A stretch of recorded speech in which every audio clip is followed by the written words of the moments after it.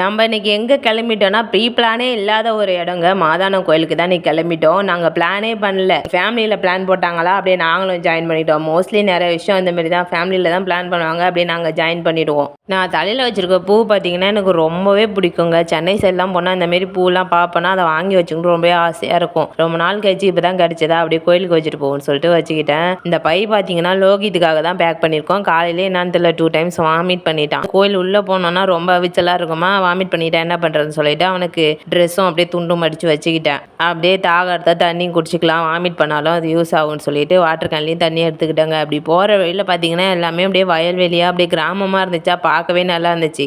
இது மாதிரி ஆடு மாடு வயல்வெளி இதெல்லாம் பார்க்கக்குள்ளதாங்க அப்படியே கண்ணுக்கு குளிர்ச்சியாக இருக்குது. எனக்கு டவுனை விட வில்லேஜ் தான் ரொம்பவே பிடிக்கும். நான் வில்லேஜ்லேயே வளர்ந்ததால என்னன்னு தெரில, எனக்கு வந்து வில்லேஜ் தான் அப்படியே பீஸ்ஃபுல்லாக இருக்கிற மாரி இருக்கும். இதனாலேயே நாங்கள் ஊருக்கு போனால் எங்களுக்கு செம்ம ஜாலியாக இருக்கும். ஒரு வழியாக கோயிலுக்கு வந்துட்டாங்க. இந்த கோயிலுக்கு வந்துட்டு பார்த்தீங்கன்னா அந்த கோவில் மேலே வந்து இந்த படம் வரைஞ்சி வச்சுருந்தாங்களா, அதை பார்க்கக்குள்ள ரொம்பவே அழகாக இருந்தது. சரியாக வீடியோ எடுக்க முடியல, லைட்டாக அப்படியே எடுத்திருந்தேன். ஃபேமிலியில் தான் பிளான் போட்டாங்க, அவங்க கூட தான் நாங்கள் ஜாயின் பண்ணிட்டோம். கொஞ்சம் முன்னாடி வந்ததால எங்களுக்கு இந்த அபிஷேகம் அலங்காரம்லாம் பார்க்கறதுக்கு கொடுத்து வச்சுருந்துங்க. ரொம்பவே நல்ல தரிசனம் பார்த்தோம் இந்த தடவை. இது வரைக்கும் மாதானம் வந்து இந்த மாரி பார்த்ததே இல்லை. ரொம்பவே நல்லா பார்த்தோம் சாமியை. இங்கே வந்தும் கடையை விடலைங்க. தீமிதி திருவிழாவில் தான் அது இதுவும் வாங்கினாங்கன்னா, இங்கே வந்தும் கடையை பார்த்துட்டு எனக்கு அதை வாங்கி கொடு இதை வாங்கி கொடுன்னு சொல்லியிருந்தாங்களா.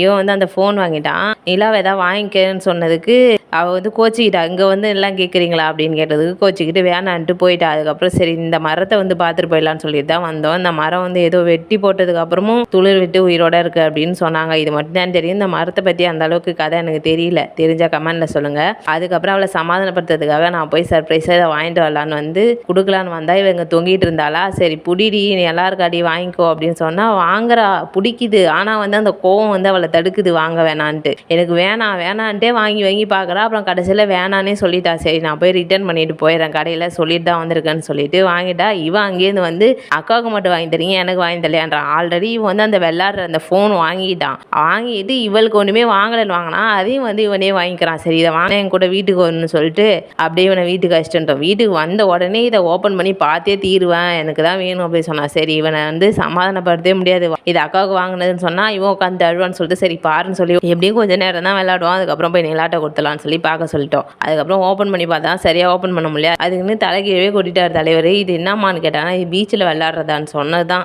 எப்போ பீச்சுக்கு போவோம்னு மைனாப்பட்டில் எப்போ வீட்டுக்கு வருவீங்கன்னு கேட்பாங்களா, அதேமாரி ஆரம்பிச்சிட்டாங்க. எப்போ பீச்சுக்கு போவோம், நான் போய் விளையாடணுன்னு, அங்கே இங்கே எப்படி விளையாடுறது, அங்கே தான் ஈரமண் இருக்குன்னு ஆரம்பிச்சிட்டான். இவங்களை எப்படி சமாளிக்கிறதுனே எனக்கு தெரியலங்க.